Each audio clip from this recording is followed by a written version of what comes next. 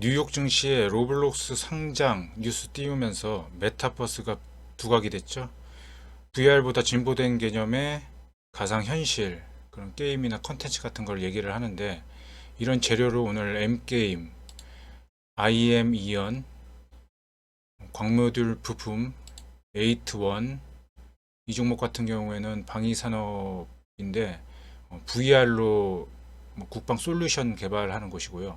그다음에 드래곤플라이, CMS 에듀 이런 경우에는 교육이죠. 칩셋 메디어 반도체고요. 선익 시스템 같은 경우 LED 증착 장비인데요. 이런 종목들이 이유 없는 상승을 했습니다. 억지로 끼워서 메타버스와 엮은 거죠. 저는 그렇게밖에 안 보이는데, 시장에 주도주가 없는 만큼 이런 종목들이 상승을 하려면은 이유가 있어야 되는데, 조회 공시 같은 거 뜨면은 또 주가 하락에 영향이 끼치니까 억지로 만들어낸 것 같습니다.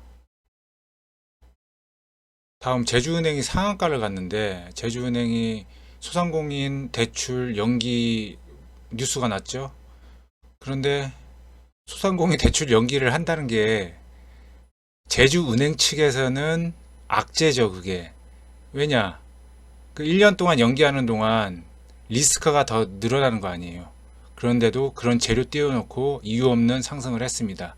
하지만 제주은행 같은 경우에는 세력이 개입한 흔적들이 너무나 많은 차트이기 때문에 이 종목이 더 갈 가능성이 있다라는 말씀 드리고 싶고요. 그다음에 이유 없는 또 상승, 이스타코인데요. 부동산 분양하는 곳인데 이것도 이유 없는 상승이죠. 미래생명자원, 이런 종목도 원래는 쿠팡 관련주죠. 슈박스도 마찬가지고, 쿠팡이 여기서 왜 튀어나왔는지, 그동안의 하락을 멈추고 다시 상승을 하려는 건지는 잘 모르겠지만 정말로 이유 없는 상승이 나왔습니다. 제일 테크노, 그 다음에 JMT 같은 경우, JMT 같은 경우에는 LCD TV 관련 부품인데, LCD 중국한테 넘어간 지 한참 됐죠.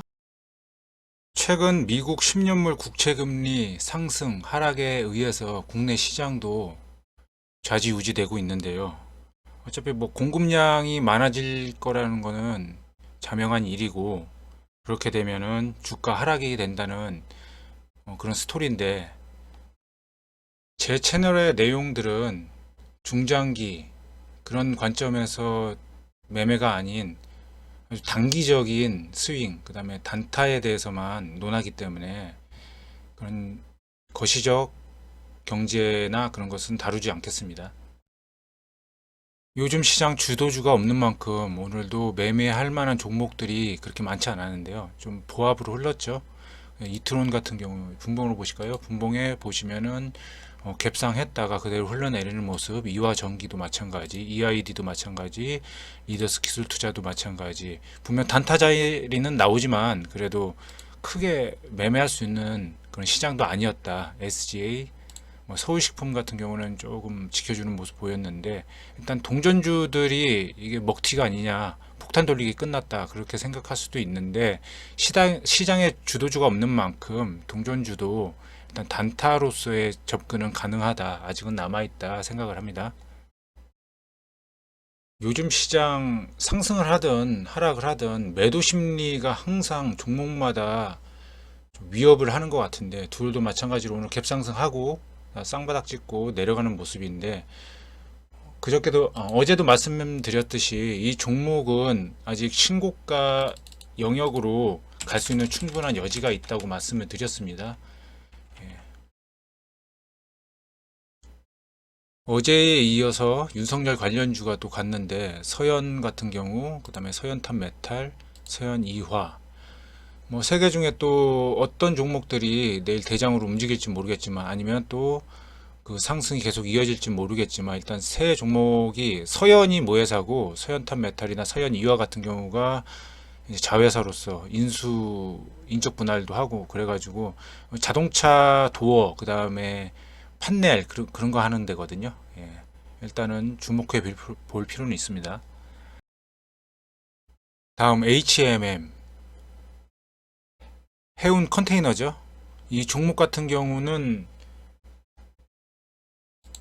수급을 보시면은 계속 뭐 십몇 억씩 들어오다가 최근에 200억, 200억, 300억, 700억, 800억 해가지고 개인과 손바꿈을 하면서 상승을 하는 게 나오는데, 이게 모르죠. 검은머리 외국인하고 개인을 가장한 어떤 외국 세력, 그런 세력들이 통정 매매를 하는지 그건 잘 모르겠지만, 일단은 이런 손바꿈이 나오고 있고, 그 다음에 연기금 같은 것도 계속 매수를 하고 있는 모습 보이면서 수급 상황이 굉장히 좋다, 그런 걸 알 수가 있는데, 일단 뭐 삼성이나 대형 우량주 사가지고 중장기 절대 안 팔죠. 그런 사람들은 그런 거 하는 것보다 이런 거 한 뭐 세 달, 네 달, 다섯 달 정도 가져간다 생각을 하면서 하는 게 더 낫지 않은가. 물론 음봉에 잡아야겠죠.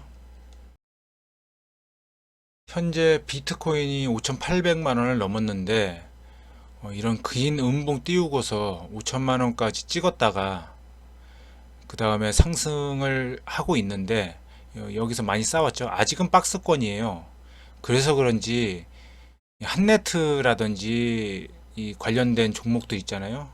이런 게 뭐 크게 가지는 못했어요. 위지트도 그렇고 갤럭시아 모니터리, 다날, 그리고 비트코인 관련주가 가게 되면은 당연히 드림 시큐리티나 한국정보인증, K사인, 이글루 시큐리티, 이런 종목들, 보안 관련주들도 따라간다는 거 잊지 마시고요.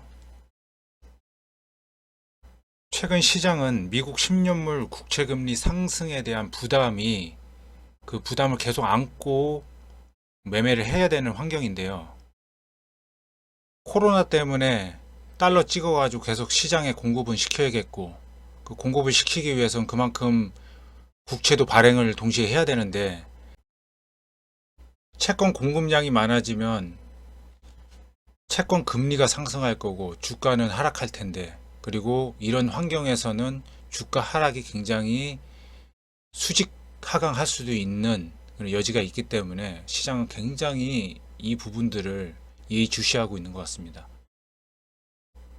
금융시장에 대한 관점에서만 본다면은 큰 손들은 정말 큰 자금들, 그런 자금들은 주식이나 채권에 대한 비중을 통해 가지고 자신의 자산을 지키는데요. 결국엔 달러 문제겠죠.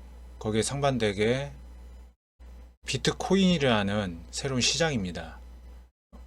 이게 만약에 전 고점 6,500만 원을 넘어가는 어떤 흐름이 보인다고 한다면은 이제 한네트나 위지트, 갤럭시아 모니터리, 그 다음에 다날 같은 종목들, 이런 종목들이 움직이지 않을까 생각을 하는데, 물론 눈치를 많이 보는 시장이긴 합니다, 지금. 그렇기 때문에 이 종목을 한 번에 들어가서 크게 먹겠다라는 생각보다는 분할 매수의 관점에서 시장에 대응하시기 바랍니다.